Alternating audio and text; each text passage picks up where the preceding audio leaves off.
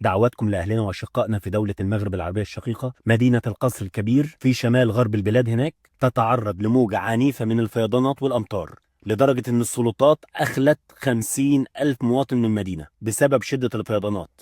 وده بسبب طبعا أن الأمطار لم تتوقف منذ أسابيع هناك، وامتلأ سد وادي المخازن وارتفع منسوب النهر اللي هناك، وانطلقت المياه من النهر ده، فالمدينة حرفيا غرقت. وطبعا بسبب الأزمة دي الكهرباء اتقطعت هناك والمدارس أغلقت، ونفس اللي حصل في مدينة القصر الكبير حصل في مدينة سيدي قاسم. السلطات المغربية منعت دخول المدينة وسمحت فقط بالمغادرة، والجيش المغربي تدخل، وكل الناس هناك بتحاول تساعد. للأسف مأساة صعبة جدا. ربنا يكون في عون إخواتنا وأشقائنا في دولة المغرب العربية الشقيقة، وربنا يحفظهم يا رب. فدعواتكم لأشقائنا هناك في دولة المغرب، وما تنسوش إن إحنا إخوات وأشقاء، وهو أي حاجة عبيطة تفرقنا من بعض، خاصة الكورة. احنا كنا نهزر ونضحك والكلام ده كله، ولكن في اي ازمه احنا كلنا اخوات وجنب بعض. ربنا يحفظ اخواتنا واهلنا في دوله المغرب.